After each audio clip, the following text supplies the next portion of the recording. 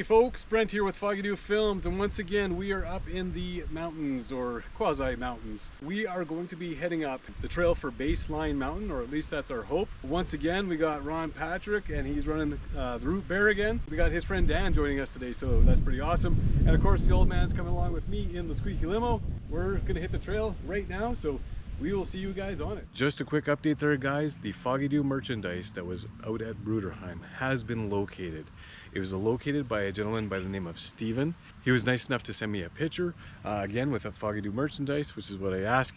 And of course, I'm including his picture in this video right now. So I just want to let you guys know that. Now that you do, back to Baseline Mountain.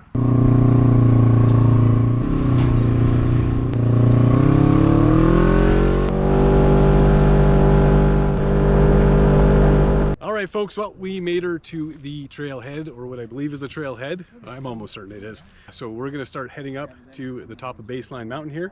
It does say that there's a gate ahead, so hopefully that doesn't stifle us. Anyways, we are carrying on.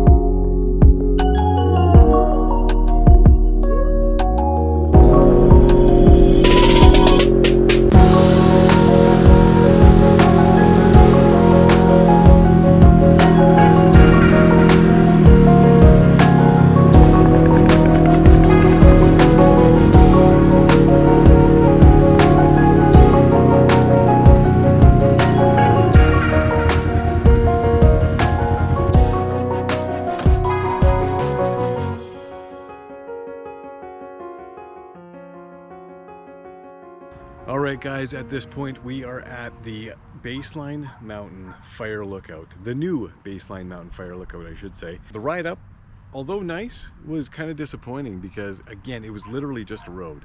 We did a quick look around, found a trail, hopped on it, and I will tell you this, guys, it does not disappoint.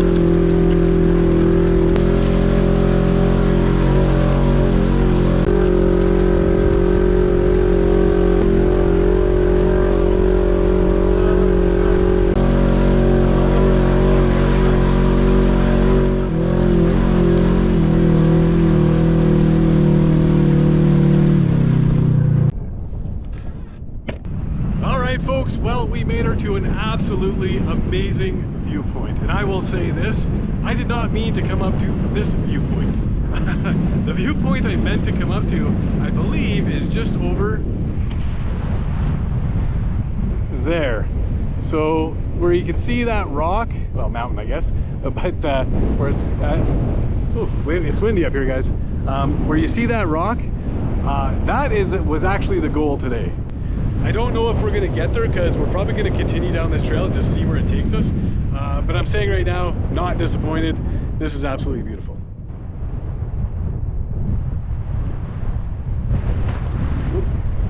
Just about lost my hat.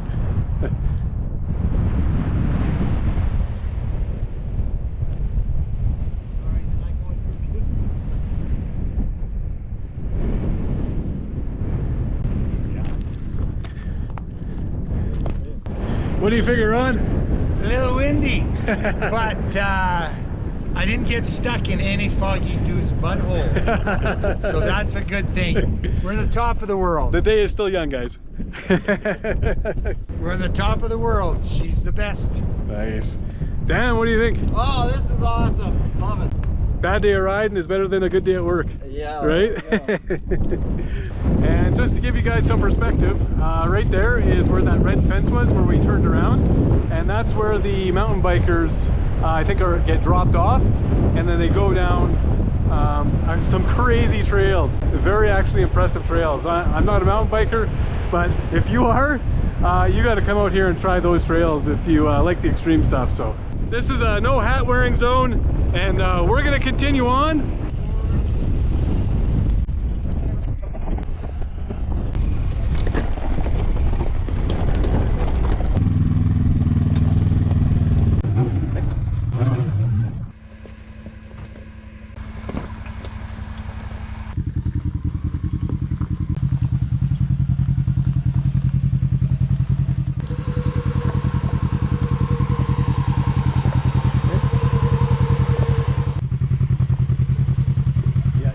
Take to that side, Ron.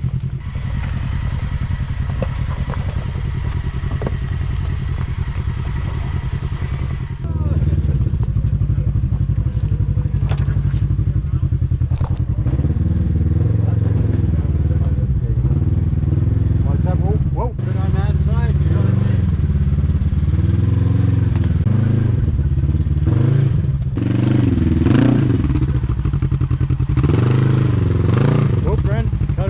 Back her up and cut her short. Oh, you got her. A little shorter machine. Yeah, it makes a big difference. Yeah, perfect. All right, folks, well, we are in the middle of nowhere, and we're really hoping that this trail will hook up with a road, so that way we can just kind of road ride it back to the trucks. But we have no idea. We could be turning around and coming back all through this and up and back, but I'm really hoping not. We will see. That's the one thing when it comes to scouting. You just never know. You could come up to a dead end after going miles. So anyways, we're going to carry on from here, and again, hoping for a road.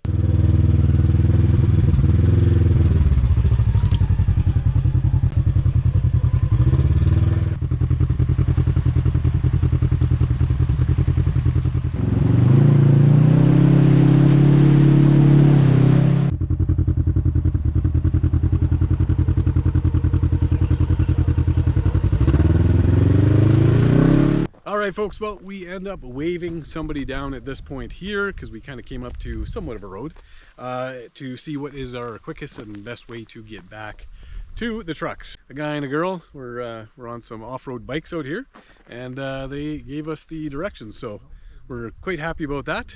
So we are going to be making our way back to the trucks right now, and yeah, we will see you hopefully back at the trucks.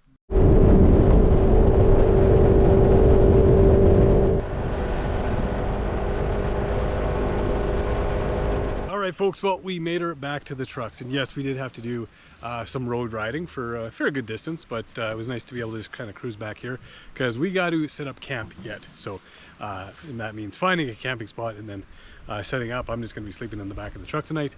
However, the road riding did come at a cost, and I'll show you what I mean right now. I end up taking a rock right there from a dump truck, so I'm going to have to get that drilled out and glued in some form or fashion to ensure I don't lose the windshield in its entirety, because those windshields are darn expensive, and yeah, I don't want to be buying another one. So anyways, it is what it is. That's the cost of doing this type of stuff. So yeah, but anyways, as always guys, thanks for watching, and if this is the end of the video, we'll see you on the next one.